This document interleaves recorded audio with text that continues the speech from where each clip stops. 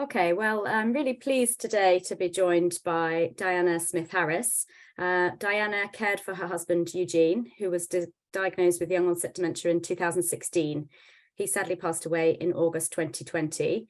Diana is a member of our Young Dementia Network steering group, and Diana was also involved with the Young Dementia Hub in Leeds, campaigning for young onset dementia to be raised on the agenda across the country. So welcome, Diana. It's really pleased to have you here with us today.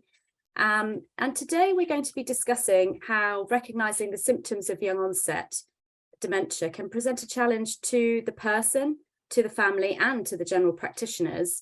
And so we just wanted to ask you, why do you think it's important for us all to have a better awareness of the symptoms, the early symptoms of young onset dementia? Yeah. Hi, Catherine. Thanks for inviting me. I think it's really important because when people are younger with young onset dementia, then it's not often recognised because they think, oh, they're depressed or they're really stressed at work.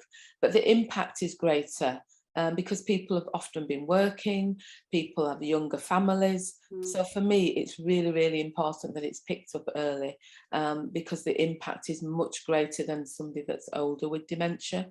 And both for health professionals and for the general public, really, because it's not recognised. I mean, some of the groups that I'm involved in, it's been masked and people didn't recognise it was early onset dementia. So it's really, really important that people are aware of this.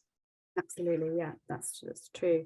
And we've talked before about your experience with your husband and the experience you had of diagnosis.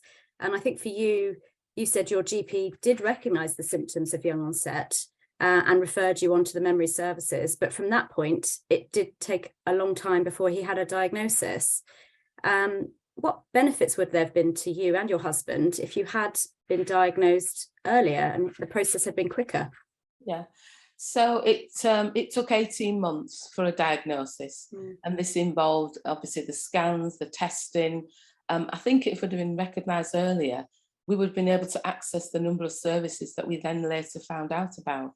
Yeah. You know, we had a brilliant consultant who, when he gave the diagnosis, was very practical and said, you need to get things in place in terms of stop your husband driving, get your power of attorney in place, get your community charge discount. So we had a really practical experience, and we had a nurse in the room at the same time who then guided us through all the activities and things that were available within the Leeds area. So had we got an earlier diagnosis, we could have accessed a lot of these things earlier. And yes, it was great when we accessed them, but you know, we could have done it 18 months earlier. We really could have done. Yeah. Yeah, and that would have made a difference for both of you. Yes. To not have to be waiting for that time in limbo, waiting to have it confirmed. Yeah. Which is something you suspected already. That's right, yeah, because my background, I was a qualified social worker, be it that I worked with children and young people, but you've still got the same skills in terms of noticing that something was not right. You know, you still got that intuitive sort of feeling that things were not right. So to get the final diagnosis was really good. I was really pleased.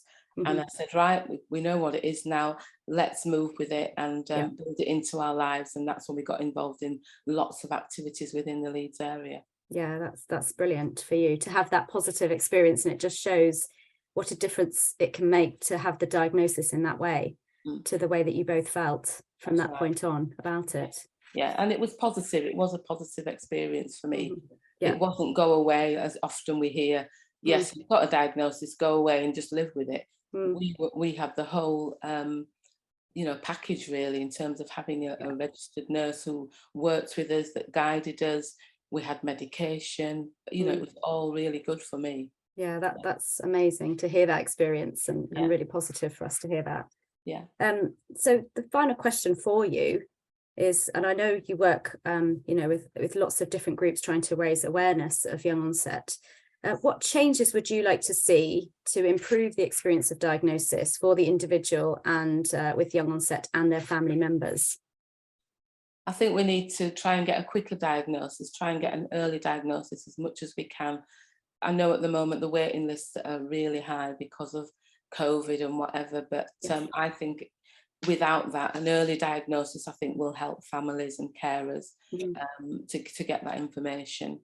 I think it needs to be on the national agenda, not just on the main dementia agenda. I think young onset needs to have its separate platform in terms of, you know, looking at what we can actually do specifically with young dementia, and not just put it all under one umbrella as it is at the moment with everyone who's got dementia. You're included in that, where I think we need something very specific.